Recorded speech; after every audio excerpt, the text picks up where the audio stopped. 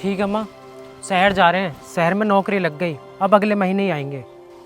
ठीक है बेटा, आ जाना जरूर अगले महीने तक। ठीक है माँ, अगले महीने तक आ जाएंगे। आप भी अपना ख्याल रखना। चलो भाई। एक सेकंड भैया, वो मैं ये पूछ रहा था, आप लोग अगले महीने किस तारीख तक आएंगे ये तो बताते जाओ। माँ की बहुत तबीयत खराब रहती है, इनको दवाई दिलाने के लिए हॉस्पिटल लेकर जाना है दिल्ली। सुन बे, माँ के सामने मैं बताने नहीं चाहता था, लेकिन तुझे बता रहा हूँ, अब हम शहर से वापस कभी नहीं आएंगे। क्यों भैया? हाँ, ये बिल्कुल सही कह रहा है, अब हम शहर से कभी नहीं आएंगे। वैसे भी क्या ही रखा है इस गांव में, तू ही अनपढ़ गवार, हम तो पढ़े लिखे हैं। वहीं शहर में नौकरी करेंगे और वहीं शिफ्ट हो जाएंगे दोनों भाई। अरे भैया ऐसा मत बोलो, माँ की एक हफ्ते की दवाई 1000-1500 रुपये की आती है, मैं अकेला कब तक कर लूंगा।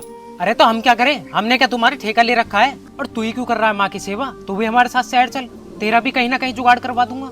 मजे से तीनों भाई कमाएंगे और वहीं शहर में शिफ्ट हो जाएंगे। अरे भैया ये क्या बोल रहे हो आप, अगर हम तीनों शहर चले जाएंगे तो माँ को कौन देखेगा। अबे तुझसे बोला ना हमारे साथ चल, माँ को रहने दे यहीं पर। अरे माँ को कहाँ लेके घूमेंगे, ऊपर से अपनी मेहनत की कमाई और खर्च करे माँ पर। और अगर तुझे माँ की ज्यादा ही पड़ रही है ना, तो तू एक काम कर, यहीं रह, हम जा रहे हैं यहाँ से। अरे भैया ऐसा मत बोलो।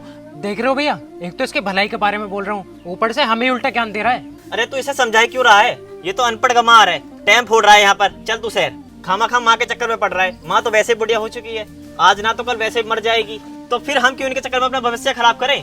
देख मोहल्ले वाले देख रहे हैं, तमाशा मत बना। और रही बात माँ की, किसी सरकारी अस्पताल में ले जाकर डाल दियो, जरूरी नहीं है प्राइवेट हॉस्पिटल में इलाज कराना।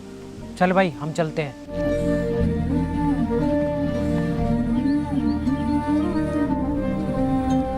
देख रहा है आजकल की औलादों को। खैर हमें क्या, जो ये अपने माँ बाप के साथ कर रहे हैं ना, वो इनके सामने भी आएगा। चल आ चलते हैं।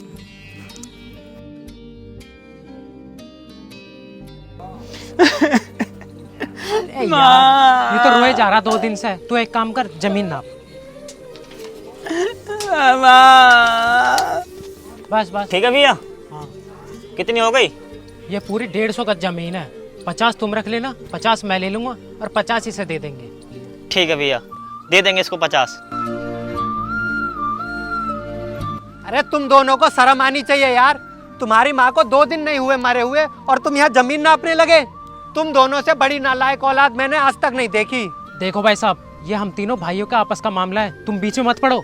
हाँ सही बोल रहा है ये, हम तीनों के बीच में तू क्यों बोल रहा है?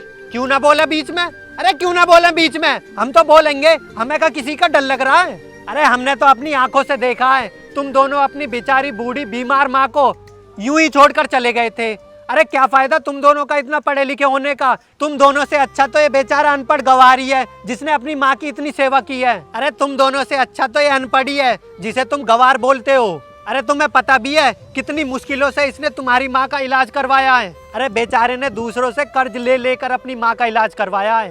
अरे जब माँ बीमार थी तब तो तुम दोनों इलाज कराने के लिए आए नहीं, अब जब माँ मर गई तुरंत घर में हिस्सा लेने आ गए। अरे शर्म करो, थोड़ी शर्म करो। सही मायने में तो तुम दोनों घर में हिस्सा लेने लायक ही नहीं हो, पूरा का पूरा हिस्सा इसे मिलना चाहिए। अरे नहीं भैया, मुझे नहीं चाहिए घर की जमीन में से कोई भी हिस्सा, सब कुछ इन्हीं को लेने दो। जब मेरी माँ ही नहीं रही इस दुनिया में तो मैं इस घर में रहकर क्या करूंगा, मैं सब कुछ छोड़कर चला जाऊंगा यहाँ से। तू चुप रहे, तू बीच में मत बोल। देखो तुम दोनों पर तो मुझे पहले ही गुस्सा है, अब और ज्यादा गुस्सा आ रहा है तुम दोनों पर। अब इससे पहले कि मैं पूरे मोहल्ले को यहीं पर इकट्ठा करूं और तुम दोनों को जलील करके यहाँ से भगवाऊं, खुद ही चुपचाप यहाँ से निकल जाओ, शराफत इसी में है। अच्छा तो तुम ऐसे नहीं जाओगे यहाँ से, मोहल्ले वालों को बुलाना ही पड़ेगा। शांतनु तू जा मोहल्ले वालों को बुला ला। अरे रुक जा रहे हैं हम। चलो भाई। रुको, मैं तुम दोनों से कुछ कहना चाहता हूँ। पता नहीं आज के बाद मौका मिले ना मिले, हम मोहल्ले वालों ने अपनी आंखों से देखा है, जब तक तुम्हारी माँ जिंदा थी तुमने उसे खून के आंसू रुलाया था। अपनी माँ की जरा भी सेवा नहीं की तुम दोनों ने। लेकिन एक बात याद रखना, बच्चे तो तुम्हारे भी हैं छोटे छोटे, कभी ना कभी तो वो भी बड़े होंगे। जैसा तुम दोनों ने अपनी माँ के साथ किया है ना, जैसा उन्हें खून के आंसू रुलाया है, याद रखना तुम्हारे बच्चे भी इसी तरह तुम्हें भी खून के आंसू जरूर रुलाएंगे।